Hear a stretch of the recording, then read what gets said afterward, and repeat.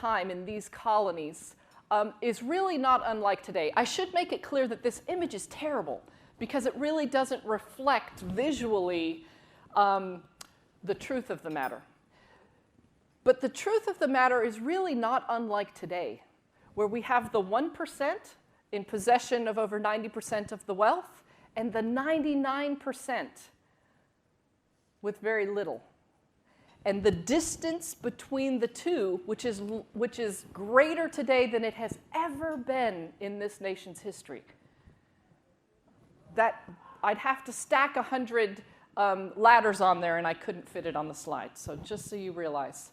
So we have the landholding elite, representing in today's parlance the 1%, and then the 99%. And the vast majority of the 99% were British, and specifically British men. The records also show folks from Portugal, from Ireland, Scotland. There were a few Dutch, not very many. There were members of native tribes, a very small number, and stolen men, women, and children from Africa who were enslaved. Oops. Here's what's important to note. This is perhaps the part of this presentation this morning that is most surprising to my audiences. And it was to me as I did this research. It was not uncommon during this time period for there to be free persons of African descent. How can that be when they came enslaved? Well, here's what the historical record reveals. The number one route to freedom for enslaved African people was by having a side job that enabled you, and here's also an important piece of information. Many of the first people of African descent who were brought into these colonies came from Barbados, which was already a British colony. So they spoke English. They were familiar with British customs. They were certainly acclimated to the weather, and they had been engaged in sugarcane farming, which was even more arduous than tobacco farming. So that group came in with incredible skills that were quite valuable to the plantations. On the other hand, the vast majority of folks who came from England, well, what did they come with? Not many skills that were useful on a plantation. You couldn't even drink water in England at the time. That's why everyone was at a pub, right? It was so filthy, so dirty. And so they were not well acclimated to the weather, and certainly not to the work. So the number one route to freedom was by having a side job and purchasing one's freedom and that of family members. The second route that the historical record reveals was through wills and trusts of plantation owners.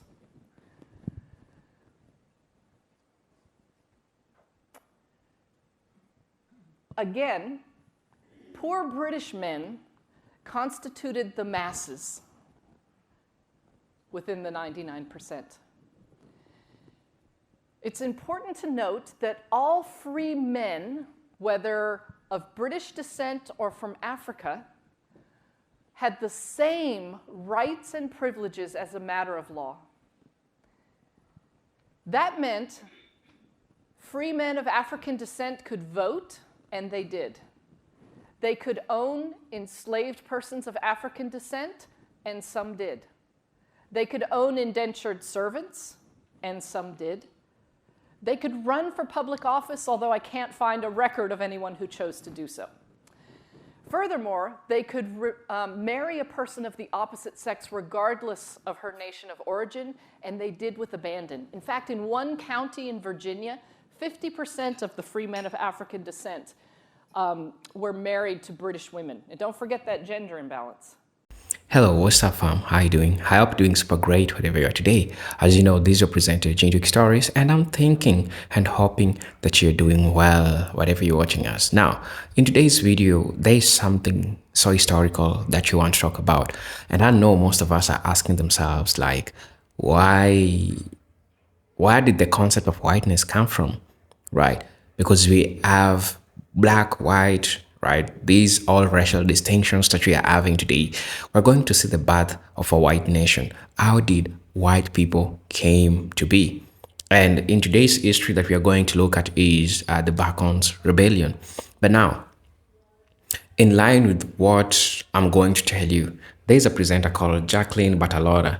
He's a noted scholar and author who participated in the 2019 Minority Fellowship Program and Intensive Training Institute.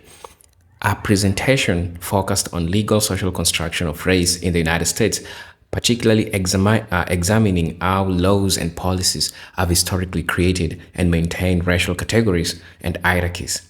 Batalora, she discusses the origins of the term white in legal context and how these definitions have impacted societal structures and intergroup relations.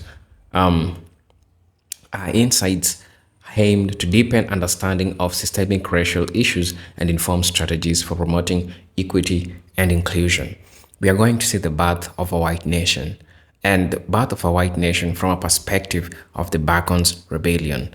The Bacons Rebellion, which the concept of whiteness is a distinct racial category which was not present in the early colonial America. It was socially and legally constructed in response to events like the Bacon's Rebellion, that's in 1676 in Virginia. The rebellion led by Nathaniel Bacon exposed the ruling class fear about unity between poor Europeans and Africans to maintain control.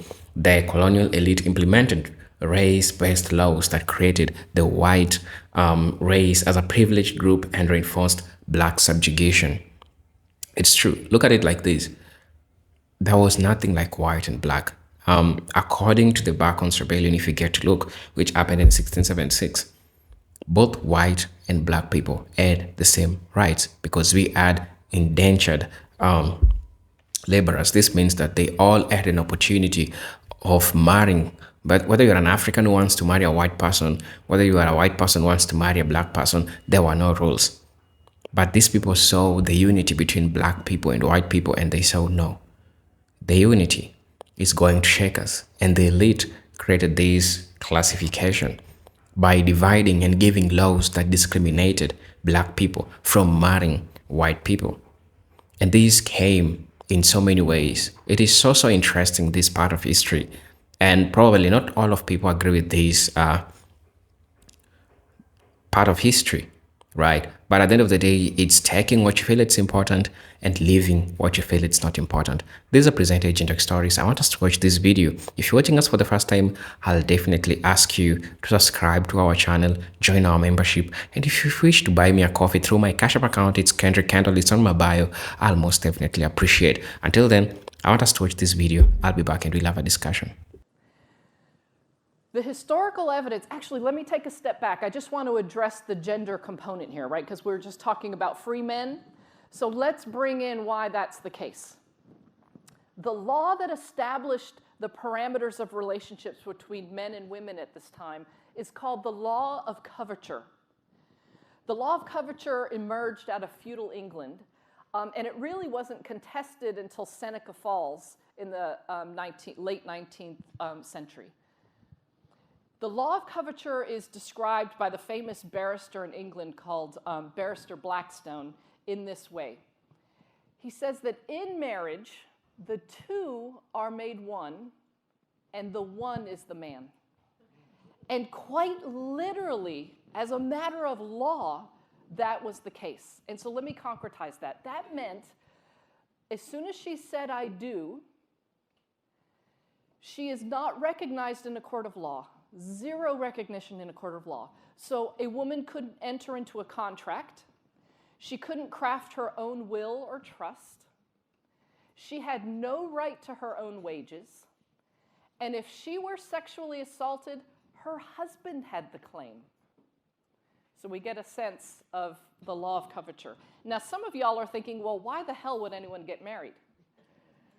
Well, the fact of the matter is that the parameters that constructed relations between men and women in marriage, called the law of coverture, in fact shaped how women were treated in the society as a whole.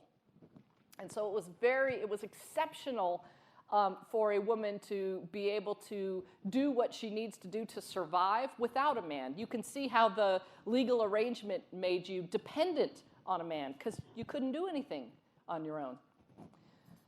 The law of coverture.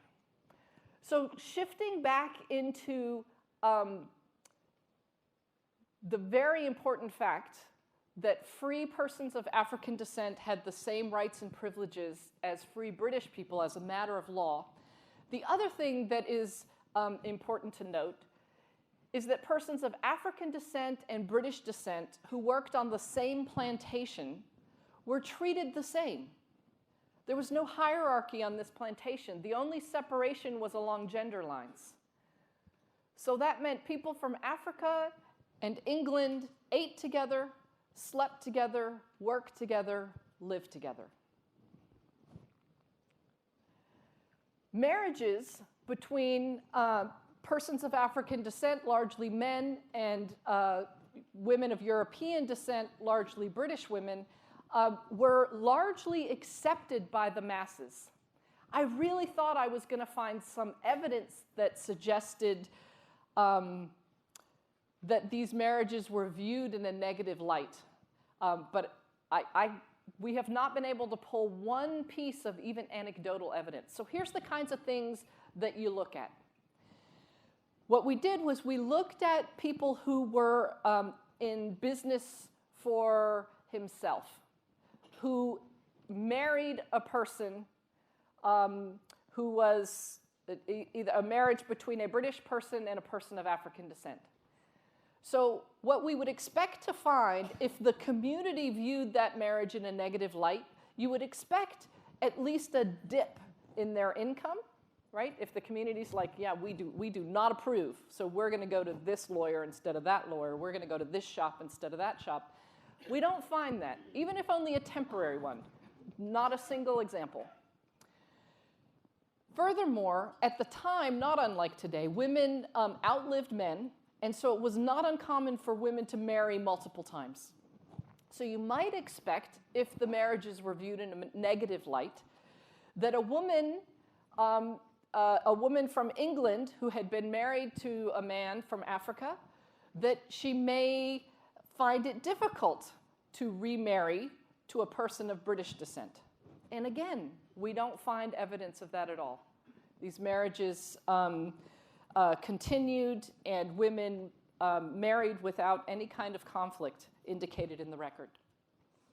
There was resistance to these marriages, but it did not come from the masses. It came from the ruling elite. This is a painting of the Maryland lawmakers. And in 1664, they passed a law that punished, quote, pay attention to the language, British and other freeborn women, unquote, who marry enslaved Negro men. So the consequences for engaging in this marriage were really severe. The woman who marries an enslaved Negro man is enslaved for the duration of her husband's life, and any children that they have are enslaved into their 20s. They explain in what's called the dicta of the law, the rationale for passing the law in the first place, that the purpose of the law is to prohibit these, quote, shameful matches. They further state that these British women are forgetful of their status as English women. And they state, remember this as well, that the British are deserving of rights and privileges from which others can be denied. So imagine that you're a plantation owner. What do you think about that law? Woohoo, right? Your property value, as soon as she says I do, your property value just went up. And so the opposite of the expressed intent by the lawmakers is in fact what happened. And it is not until 1681 that lawmakers amend this law, and this time they get it right. What happened was plantation owners were encouraging the marriages to increase their property value. And so this time, the law reads, and I quote, British and other white women, end quote, who marry enslaved Negro men shall, a similar punishment, but this is how they got it right. Did you hear the language? Right, good. So the language of the law has changed, and that's what we're going to dig into next. But this time they got the law right, because this time they punished anyone found to have helped encourage the marriages, and the person who performed the marriage was also punished. So this one had the desired effect. This body of law, that this law of 1664 is, if not the first one, then is certainly the precursor to, is called anti-miscegenation law. I speak to 7th and 8th graders about this history, and if they can say, what did Mary Poppins teach us? Yeah, if we can say that, we can say anti-miscegenation. Can you do it with me? Anti-miscegenation. Excellent. So this body of law is critical for us to understand. Why is that? Because it lasted more than 300 years. More than 300 years, literally shaping the faces before us and that move around us. Anti-miscegenation law was an invention of colonial North American lawmakers. The vast majority of laws were just a replica of British common law, not true with anti-miscegenation law. Anti-miscegenation law are laws that made it illegal for white people to marry various groups seen as not white. Every single anti-miscegenation law prohibited white people from marrying people of African descent, every one of them. Then, depending on the demographics of regions, the laundry list continued. I read in history books all the time anti-miscegenation law described in this way. These laws prohibited interracial marriage. That's not quite right. Because a person, an indigenous person, seen as racially distinct from, say, a person from China, both understood as racially distinct, never did anti-miscegenation law prohibit that marriage, ever. Anti-miscegenation is about whiteness. Anti-miscegenation concerned white people. The laws, the anti-miscegenation laws, were finally, in 1967, found to be unconstitutional as a violation of the 14th Amendment. And the wonderful case title is Loving versus Virginia. That was the case that went to the Supreme Court, where the court ruled it was a violation of the 14th Amendment. I know that y'all can't really see this. It's for me more than you. So I wanted to, we've been talking a little more about Maryland, and I want to bring Virginia into the fold here. So Virginia passed their anti-miscegenation law in 1691, and their law prohibited white men and white women from marrying persons of African descent and members of native tribes. But lest I leave you thinking that gender equality prevailed in Virginia, let me quickly dispel that. Here's what we know from historians, and we know this from Peter Bardaglio's work, from Cynthia Bynum, one of my favorite books called Unruly Women, and Laura Edwards. 3 historians, all of whom do their research during the antebellum period. And what their research reveals with regard to anti-miscegenation law is that in Virginia and in other states that had anti-miscegenation laws, lots of white men were violating the law, the 4 corners of the law. They were engaged in these marriages, in these relationships, but rarely were they prosecuted. When they were prosecuted, this is the line crossed. They dared to treat their non-white spouse, bless you, in a way deemed only appropriate for a white woman in public. That's what would land them getting prosecuted under anti-miscegenation law. So we see that anti-miscegenation law was focused and concerned with controlling the relationality and the sexuality of white women and non-white men, particularly African American men. So the question becomes, what happened between 1664 and 1681 that explains this new word referencing people called white people? And the answer is Bacon's Rebellion. Let me just set the context for this rebellion. It was really the perfect storm. In Virginia, that supply of ready laborers that kept coming in from England, the indentured servants, the replenishment supply, died out by the late 1650s. And so the large plantation owners were absolutely panicked about how they were going to replenish their much-needed labor supply.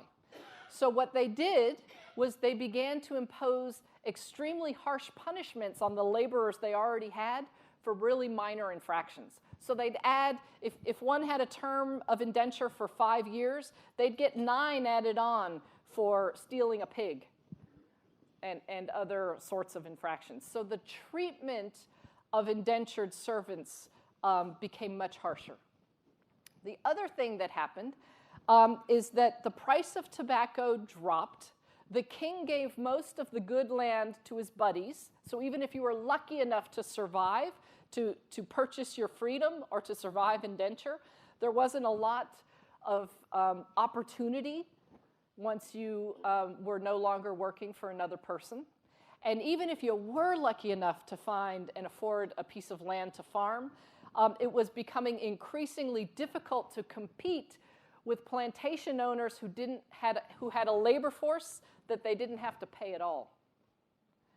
This represents the moment in time just before the sharp turn to the terrible trade in stolen, kidnapped people from Africa.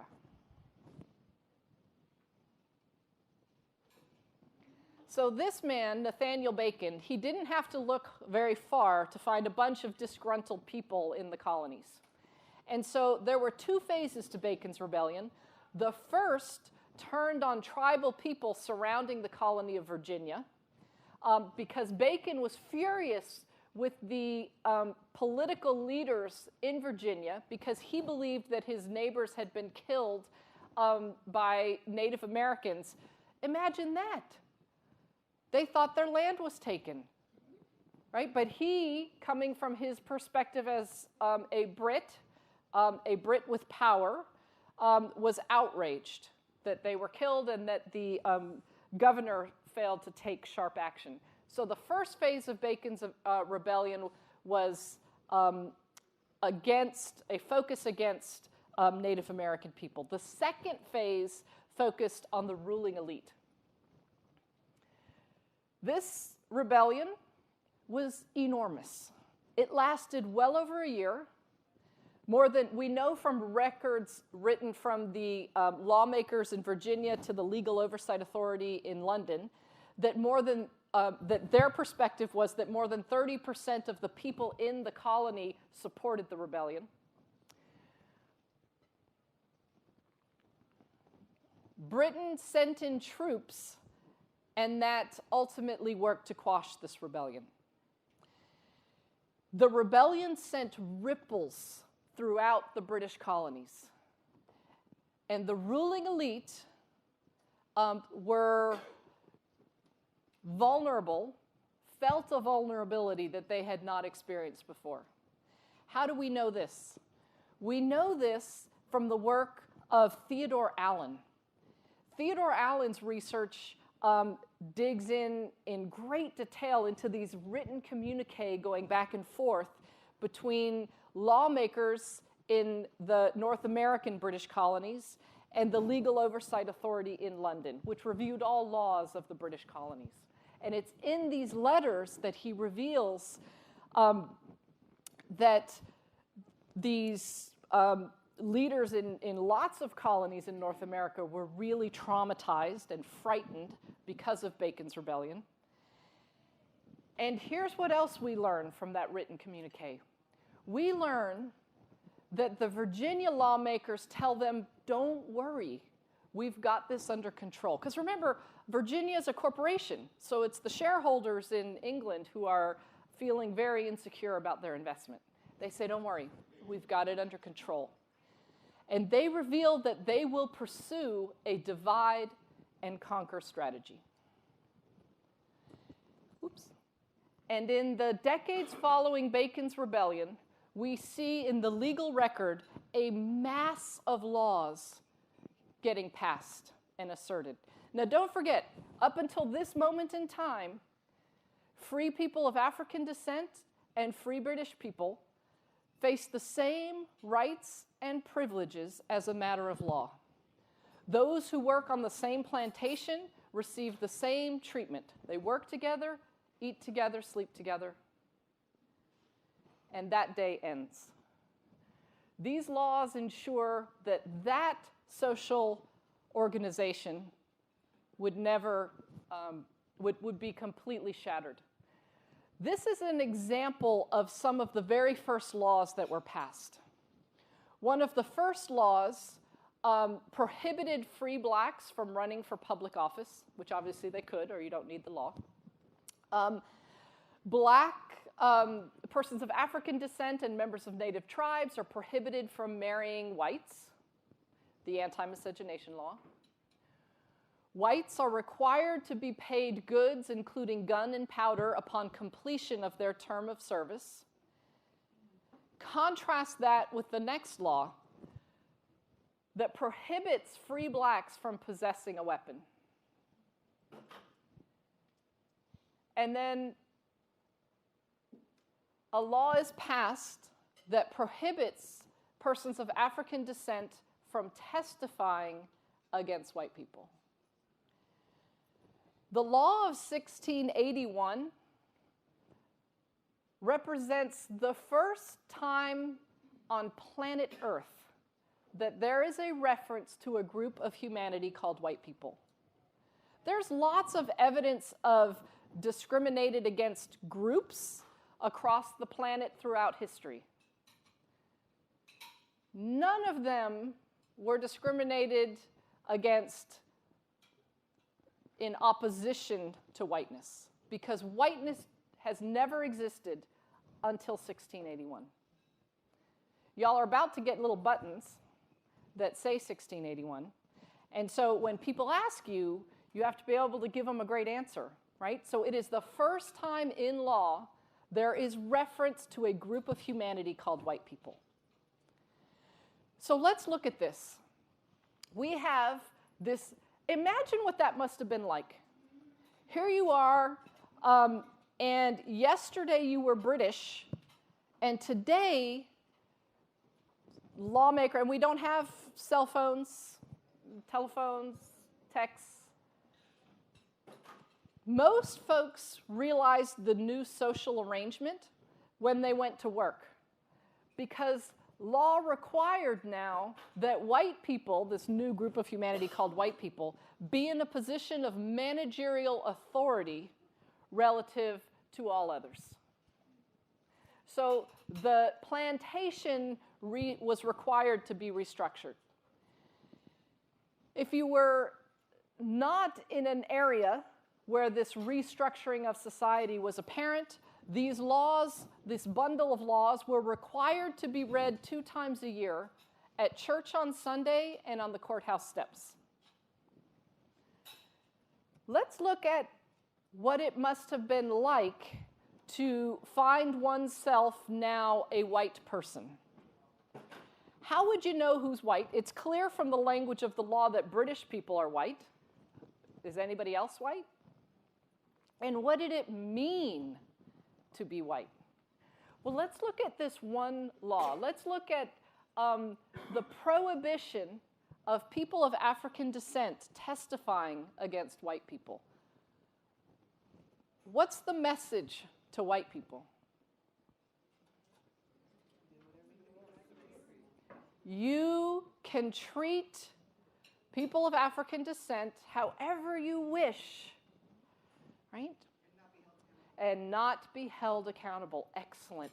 Look what else this one law functioned to do. Well, first, let's get the flip side of that coin. And what did people of African descent learn with just that one law?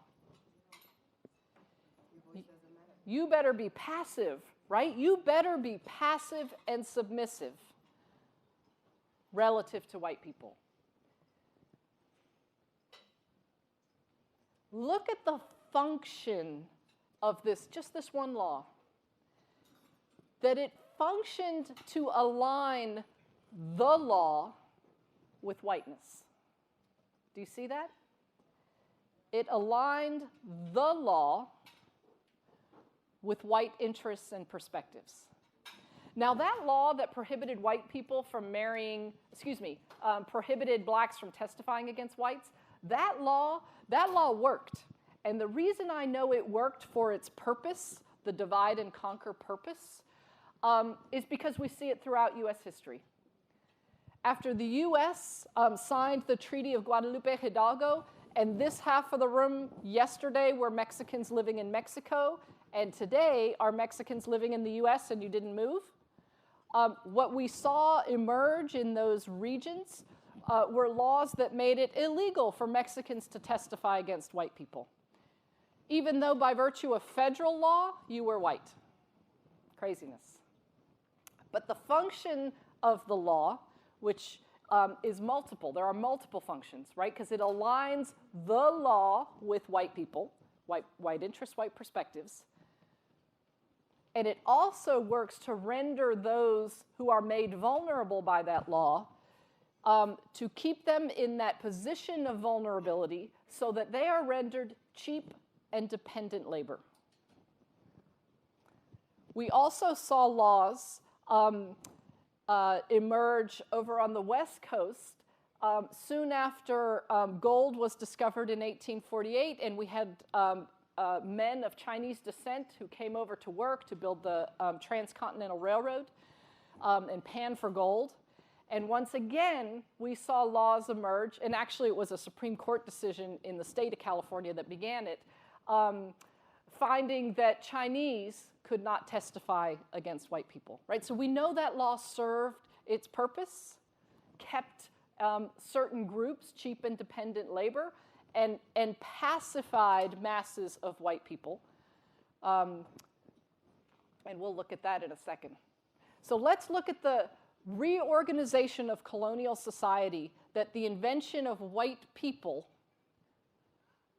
constructed. The lawmakers who asserted white people and this bundle of laws that gave meaning to them, they didn't have to hand over a pence of their wealth to do this, to get a group on their side, to literally now have their army to protect them. Don't forget, this is on the heels of Bacon's Rebellion. They didn't have to hand over a pence of their wealth. What they did was they dug a new bottom to society and shoved people of African descent and members of native tribes within it.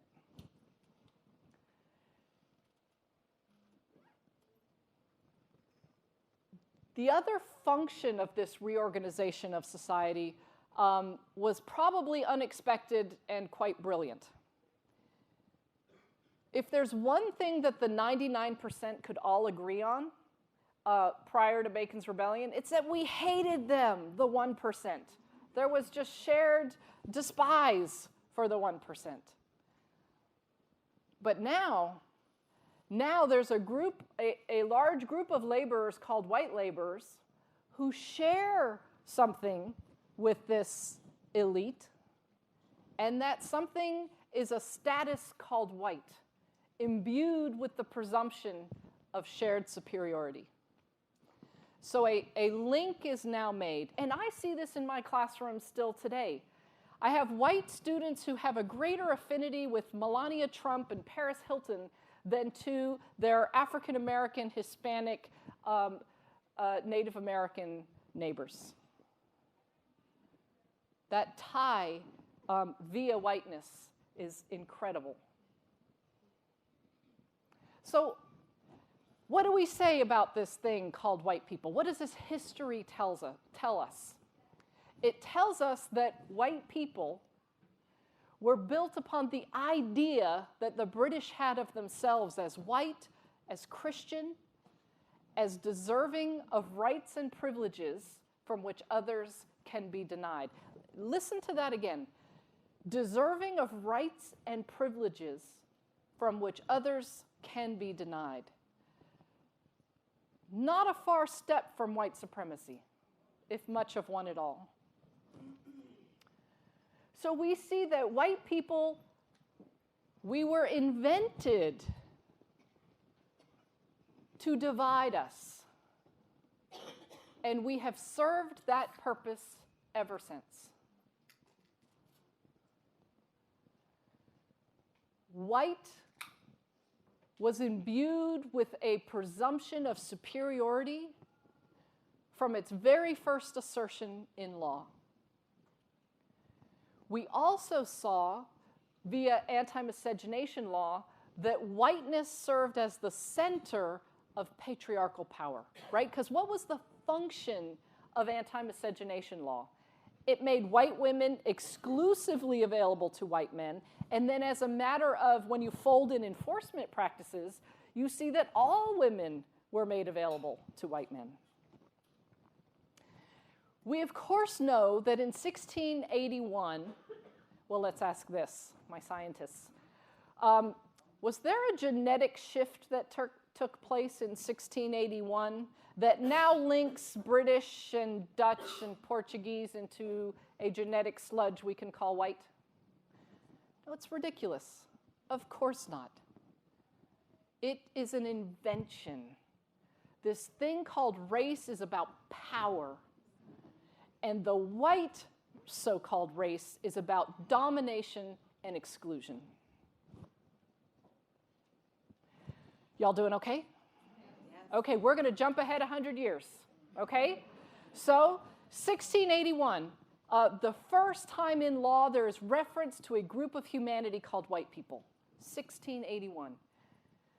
There is a break with Britain. The Declaration of Independence is signed, and a brand new country is constituted called the United States of America. And in 1789 and 1790, the very first Congress of this brand new republic are tasked with passing all of the laws of a brand new country. Included in those laws are those concerning immigration and naturalization. Naturalization is the legal process that one must follow when you're not born in a country and you seek to become a citizen. That's naturalization. And our founders of this country determined that in order to become a naturalized citizen of the United States of America, one has to be white. The requirement of being white to naturalize a U.S. citizen was built in, a feature of naturalization law for more than 150 years, making whiteness more important than the gifts and skills one could bring into a nation, more than one's love of freedom and liberty and opportunity. Whiteness was the cornerstone. In fact, we had, I apologize, I can't remember his name. I believe it was Roosevelt's administration. He ended up quitting because there was only one other country in the 1930s that had racial restrictions on immigration. And that country would be Germany, right? That our laws regarding immigration and naturalization were more aligned with Germany under a Nazi regime than any other place on the planet. So I know that my time is running out, so let me wrap up here. This the assertion, the requirement of being white to naturalize, its impact bled out into so many laws and so many policies shaping this nation. And so I'll just give you a few examples of that. We know that in the Dred Scott decision, and in that decision, the Supreme Court found that people of African American descent were not, in fact, even if they were born here, were not, in fact, citizens and had none of the rights of citizenship. And part of the evidence that was submitted via amicus brief to the Supreme Court was the Naturalization Law of 1790, right? Because the law itself reveals that the founders never intended for non-white people to be citizens.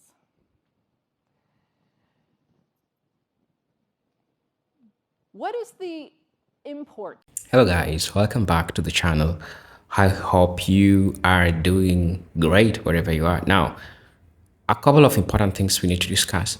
For us to understand what Jacqueline Batalora was trying to discuss in her presentation, she was trying to discuss the classification of how whiteness came to be, how the white community was created, and how the illusion of greatness was sold to them. As a result, Black folks or African descent people suffered in the hands of all these creation by the fear of the elites. Now, why don't you look at a society before 1600s when the Bacon Rebellion, that's the pre-Bacon Rebellion, a society without racial categories. In the early 1600s, laborers in Virginia included both Africans and Europeans, many who were indentured servants working under harsh conditions. This group lived, worked, and intermarried without strict racial distinctions. At this age, there was no legal or social category of white or black. Rather, differences were based on class, religion, and nationality. However, the ruling elite feared uprising from the growing lower-class population, which included both white and enslaved Africans. As I told you, they saw to it that if black people and white people united, they are going to fight for their laws, and we are the ones who are going to lose. Why don't we create a class of white people? Let's make them great, and let's make white people not great. And as a result, let's put some laws that will prohibit black people from owning or having all the opportunities that they had before. Now, the Bacon's Rebellion and the threat to the elite. Bacon's Rebellion was a turning point because it united lower-class black and white indentured servants and enslaved Africans against the colonial elite. The rebels, frustrated by economic inequality and government corruption, attacked both Native Americans and the ruling class. Although the rebellion was suppressed, it alarmed the elite who saw the unity oppressed groups as direct threat to their power. And that's true. I think this is so relevant also to the contemporary society, in as much as this is something that happened in around 1600s, right? But until today, you can see how it's contemporary, and that's how the government works, and that's how the elite works. They are always trying to see an opportunity of always trying to divide you. And when they do that, they make sure that they create classes or tensions between you. The invention of whiteness as a control mechanism. After the rebellion, the colonial elite implemented new laws and policies to divide poor Europeans from enslaved Africans. So as I was saying, after the rebellion, the colonial elite implemented new laws and policies to divide Europeans from enslaved Africans. The Virginia Slave Codes that in 1705 marked the significant shift, legally defining racial categories and granting Europeans special privileges. The term white was first used to distinguish European descendant people from Africans, solidifying a racial hierarchy. The goal was to prevent future alliances between black and poor white laborers. Doesn't it make sense? It now makes sense, and that's how they created the illusion or the mechanism of whiteness to fill the air, the mind of white folks today, as today we call them. You know that there were laws that were constructed, and these laws were constructed in the following ways: gave poor whites certain privileges, such as lighter punishment for crimes and access to small land grants, denied enslaved Africans any legal right, ensuring that they could not own land, bear arms, or legally marry. 3. They banned interracial relationships, criminalizing marriages and sexual relations between black people and white. These aim to prevent racial mixing and keep whiteness as a distinct category. The laws that they were created was to ensure that black people and white people didn't create. And maybe let me expound on this. And I think Jacqueline Batalora also talked about this. If you are a white woman, if you are allegedly found to be having a relationship with a black person or a person of the African descent, did you know the implications? The first implication was you are also to be enslaved, right? Because if the man of the house is being enslaved, it means that the whole house is being enslaved. So that had consequences. And these laws were strategically put to ensure that white people and black people did not connect, and also to produce a group or produce children that will later be rebellious because they will follow what their parents wanted or what their parents did. So you see how the laws that they came with, they were so strategic in the sense that they wanted this to happen. And they made it sure that black people and white people did not connect. At no level did they want white people and black people to connect. Now, I'm also going to be addressing the psychological and social divide.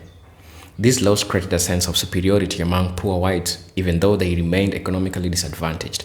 They're aligning poor whites with the wealthy elite in racial solidarity.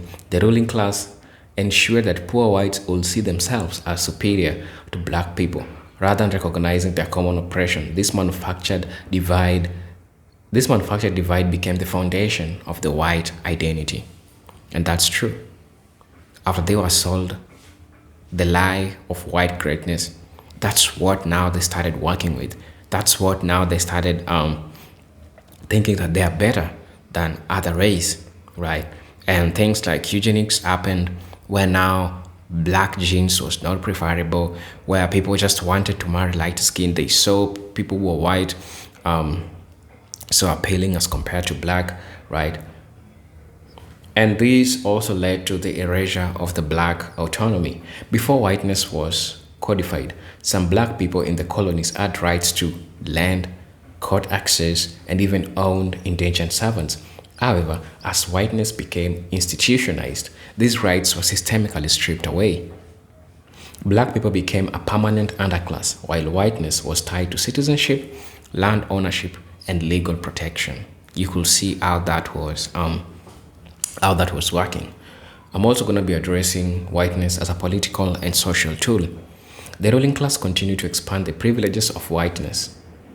Over time, poor whites were given better jobs, allowed to police black people, and granted political rights even if they were landless. This solidifies their loyalty to the white elite rather than seeing themselves as potential allies to black people.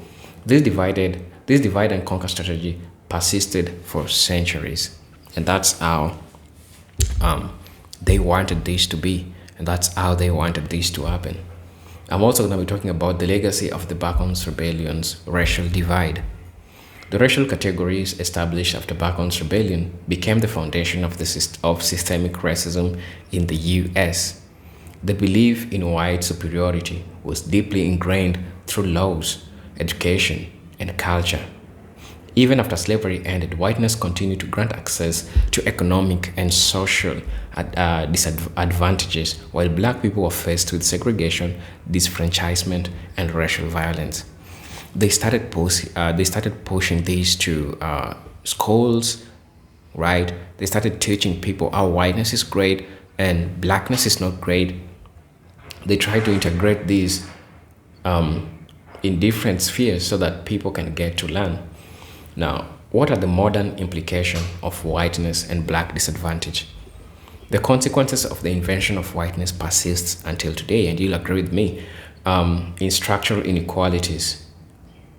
The consequences of the invention of whiteness persist until today in structural inequalities such as wealth disparities, and I think you know that, mass incarceration, and political disenfranchisement. The racial hierarchy created after Bacon Rebellion ensured that black people remained marginalized, while whiteness became synonymous with access to power and privilege. Understanding the history is crucial to dismantling these racial divisions that continue to shape the society. So, what is your takeaway from this? My takeaway from this is that the elites are the world problem. That's my conclusion. In as much as we are talking about white people did this, white people did that, it's true they did this, they did that. But at the end of the day, if it were not for the elite, maybe, just maybe, according to the Bacon's Rebellion, 1676, there could have been not all these racial tensions that we are seeing today, all these crazy things that are happening today, and even in today's society. The big problem that the society is having is the elite, because they are controlling everything. They are acting like gods. They have the power. They can pull the strings, and and they know how to do it. So the biggest problem, I'll say honestly, I'm not against saying this out of hate, but this is just truth from looking back in history. They are the biggest problem that is happening to people today. And I hope that we learn all this history, and we learn how the whiteness was created, and how they were sold the illusion of whiteness, how they were told that they were great, and how they were told that black people are not great. And you can see how over time, over the centuries, this was passed. And even in today, we have black people, I'm sorry to say, but who are living with self-hate because they were taught that there is nothing great about them. Because even the history was whitewashed. Everything great about black people, the privileges, the inventions, they took all the credit and made it to be theirs. So you can see we are living in a time when we were living those times when we were told that black people didn't do anything great, that white people did everything great, and that white people are so much closer to God as compared to black people. So you find that so problematic if you're a person who really understands history today, like what I do right now. So I'll ask you to tell me what you think about this in the comment section. The commentaries that I share, I'm not an expert in this, but I'm also a person who is trying to learn. So I'm a person who is interested in learning history and the contemporary things that are happening in the United States and the European world in general. So these are presented Jinto Stories. I'm hoping that you're fine. I'm hoping that you're great wherever you're watching us from. If you're watching us for the first time, I'll ask you to subscribe to our channel, join our membership, and if you wish to buy me a coffee, kindly go check my Cash App account. It's on my bio. I'll most definitely appreciate, and you know that. Until then, peace, love, and harmony. Salut.